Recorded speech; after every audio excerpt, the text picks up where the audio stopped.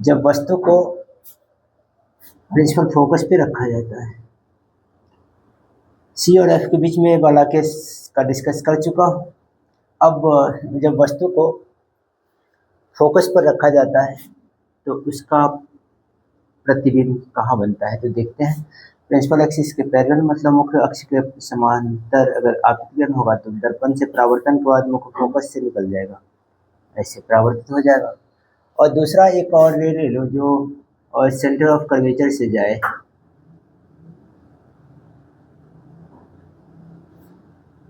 ऐसे। तो centre of ऐसे इंसिडेंट रे आपतित किरण जाएगा और दर्पण से टकराने के बाद पुनः उसी पथ पर ये परावर्तित हो जाएगा और फाइनली ये दोनों किरण जो है, दोनों परावर्तित किरण आपस में समानांतर हो जाती है और ये इस एक दूसरे को कहीं प्रतिच्छेद नहीं करेगा। तो मतलब उसका है तो उसका प्रतिबिंब नहीं बनता है क्योंकि परावर्तित किरण आपस में समानांतर हो जाती है आपतित किरण दर्पण से परावर्तन के बाद। अब अगला केस देख लेते हैं, उसमें क्या है। अगला केस जो किसी भी बोर्ड परीक्षा में सर्वाधिक पूछा जाने वाला ये प्रश्न है, ये डायग्राम सबसे ज़्यादा पूछा जाता है। तो इसको जो है, जो वस्तु को फोकस दूरी से कम दूरी पर रखा जाता है, या फिर दूसरे शब्द में कहें तो वस्तु को पोल मतलब ध्रुव और मुख्य फोकस के बीच में कहीं भी रखा जाए या फिर फोकल लेंथ से कम लेंथ पे रखा जाएगा तो क्या होता है, दर्पण से परावर्तन के बाद आपतित किरण कहाँ से निकलेगी, जब मुख्य अक्ष के समानांतर होगी तो ये फोकस से निकल जाएगा ऐसे। और दूसरा एक और आपतित किरण ले लो, ये स्ट्रेट होनी चाहिए बिल्कुल,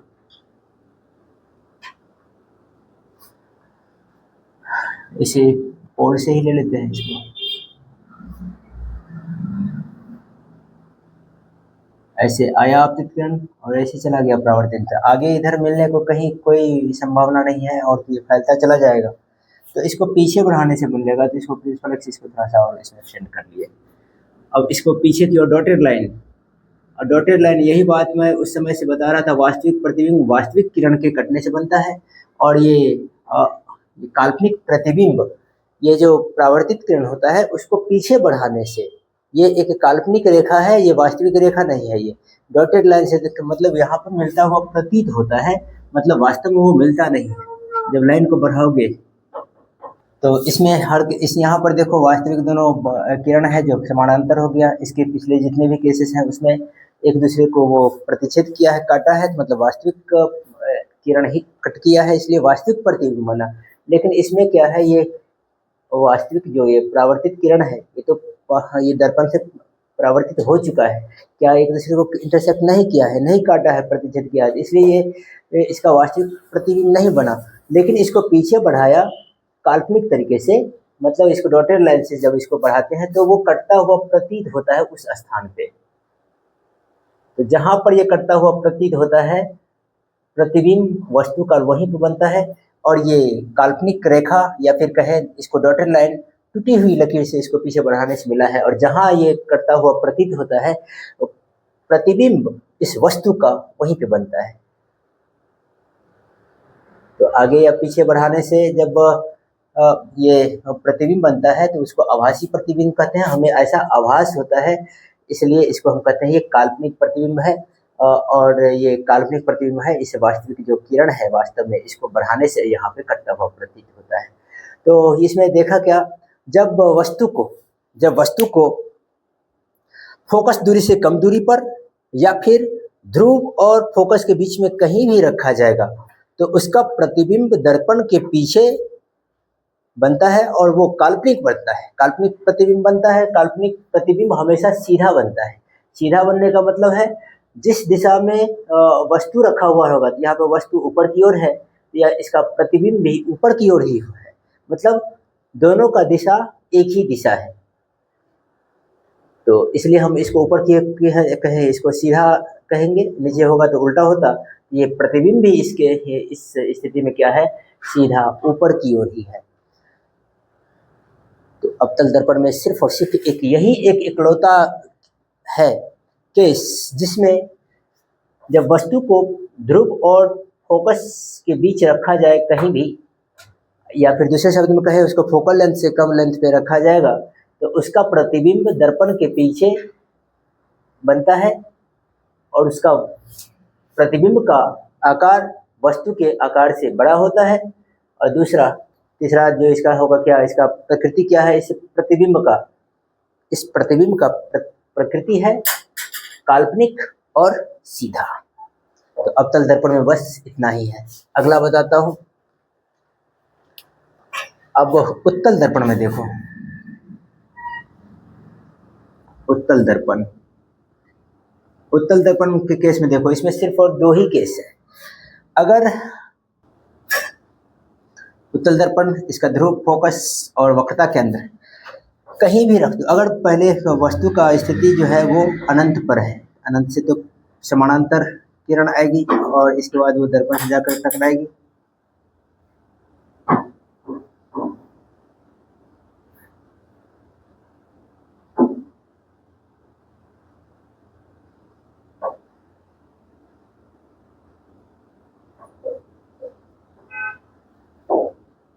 ऐसे ये तीनों आपतित किरण ये दर्पण के ये प्रिंसिपल एक्सिस है, इसके समानांतर है। और जब आपतित किरण प्रधान अक्ष या मुख्य अक्ष के समानांतर होता है तो दर्पण से परावर्तन के बाद क्या होता है, वो फोकस से होकर जाती है।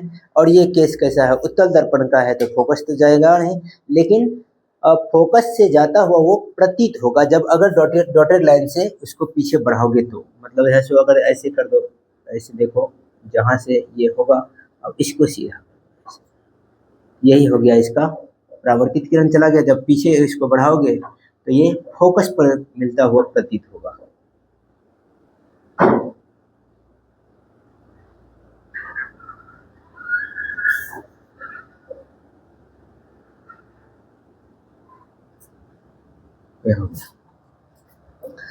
तो इस केस में क्या देखा, एक और रे दिखा देता हूं।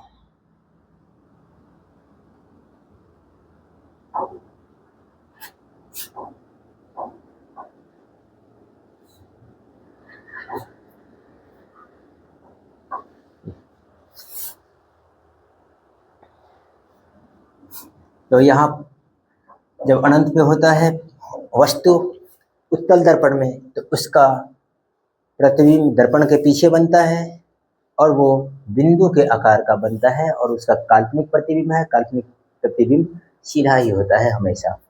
अब इस एक केस और है इसमें,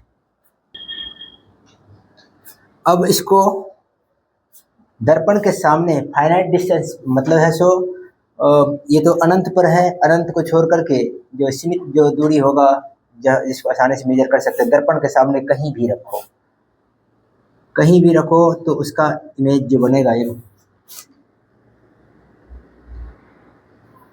मुख्य अक्ष के समानांतर आपतित किरण कहाँ से अपीयर्स टुवर्ड्स दी फोकस, मतलब फोकस से प्रतीत होगा। अगर परावर्तित किरण इस किरण को अगर पीछे की ओर बढ़ाओगे तो ये ऐसा चला गया। और एक जो है वो पोल से ले लो, पोल से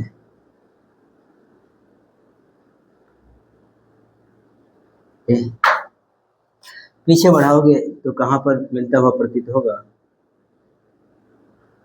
फोकस पर, इसका प्रतिबिंब यही बन गया।